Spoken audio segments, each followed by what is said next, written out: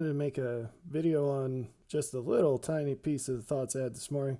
Trying to get through my workout, wasn't working. I had too much on my mind. I don't really have time to record this right now, but oh well. I would record this on my phone. My phone's dead. My headphones are dead. It's Monday. Yesterday was Sunday. It was a really intense Sunday, and so everything just had to go by the wayside to get done what I was doing. It was good though. Anyway, of the huge flood of thoughts this morning, my process is usually take rough notes, write down everything I can, and it's so fast and quick that I just get a little bit down where I have to move to the very next thing that's on my mind. And some of that gets into books. That's sort of the first. It goes from the rough notes. I try to get it into books. From some of the those thoughts, I can express them concisely enough without grabbing onto a bunch of other things that I can put them onto blog posts. Sometimes I can do videos, although I really try not to. Writing is much harder than just speaking and making videos, but it's better for a lot of reasons given the situation, the constraints, for many reasons. And I don't want to delve into this too much, but I've spoken about how we limit our windows of receipt is a phrase that I use, but the constraints we place on God are phenomenal. We limit him so much, and one of the ways we do that is in the forms of expression in which we're willing to let him speak, or through which we're willing to allow him to speak to us. And so for many years, I told people I'd be taking down a lot of blog posts, and I don't know why, but no one believed me. When I finally did it, they were surprised. And I've gotten requests, oh, you wrote this blog post one time, can you put it back up? No. If there's a compelling reason, sure. But, the constraint that's placed on me with that is that, one, there are things that are just too important to squeeze into a way that's convenient to receive. So if you limit all the truth that God can give you to something that can fit in a Twitter tweet, you have cut yourself off from eternity. It's as simple as that, because there are many things that just cannot be expressed. We believe that there are things that are of such content that they cannot be expressed in language that we have. So things that are either unlawful to be written or unable to be written. Those are two separate things, because there is no means sufficient in this world. So if that's true, then surely there are things that cannot be expressed over Twitter or over a video or over a blog post. And I get messages from time to time from people who say, oh yeah, I started one of your books, or I've watched some of your videos or read your blog posts, and I can't wait to read your books.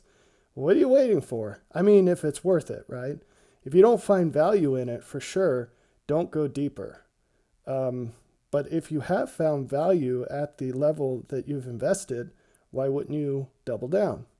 That's wonderful advice for life and applies to all things. Jesus said, try the spirits. He said in John 7:17, those who do my will know it's from the Father. So do the things I say, we'll know it's from the Father. So truth leaves clues. And that's actually, all that was preamble, wasn't planned. I'm just rambling.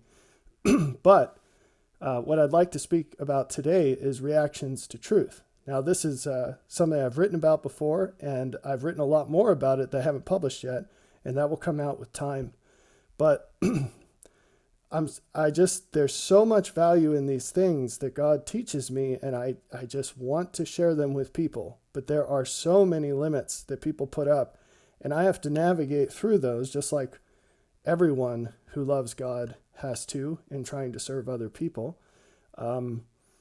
But sometimes there's a crack, and when I see the crack, I exploit the crack. And so I think that we can talk about these things, but I'm sure that someone's going to get worked up about them anyway.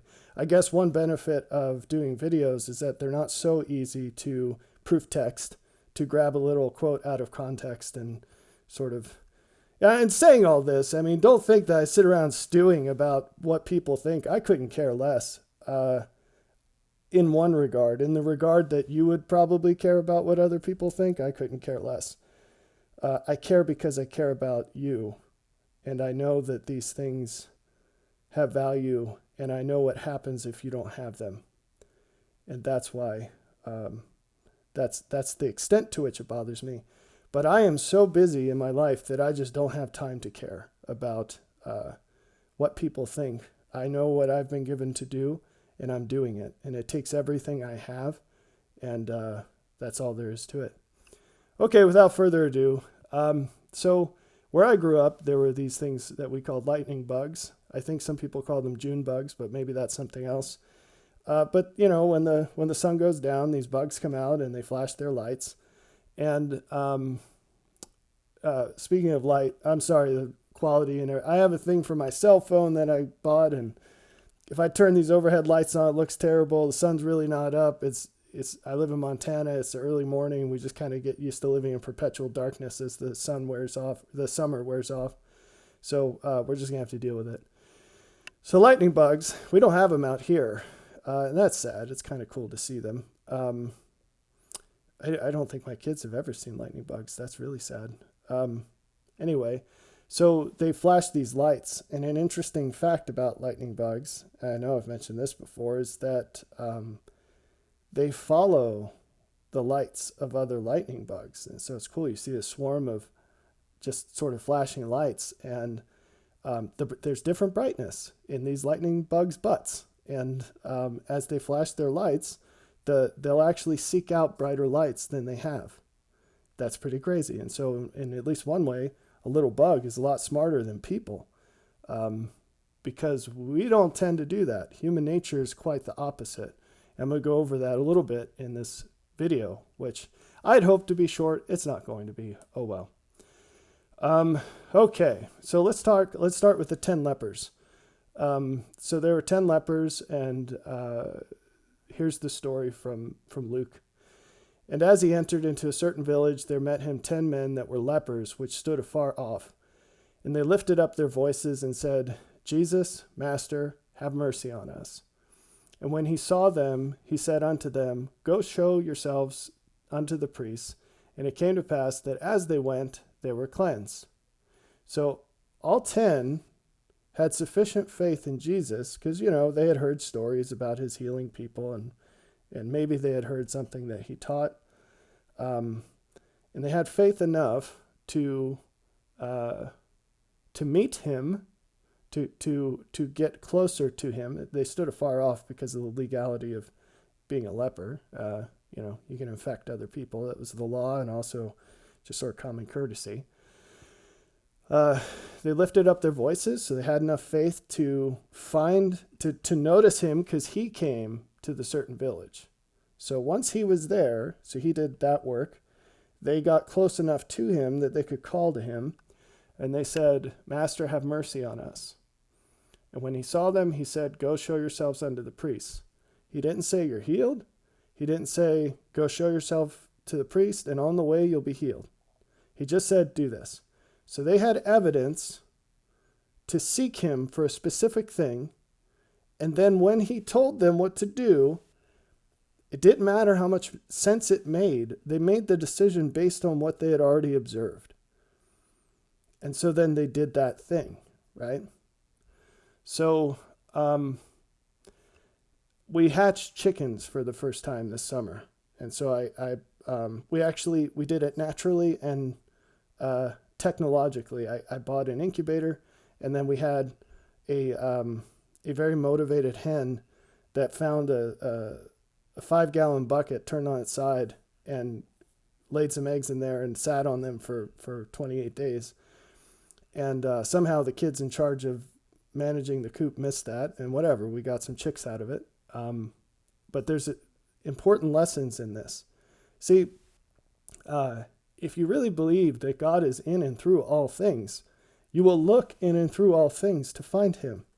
And I don't mean that, you know, you're literally going to look for him in some weird place, but little pieces of him will manifest in and through all things.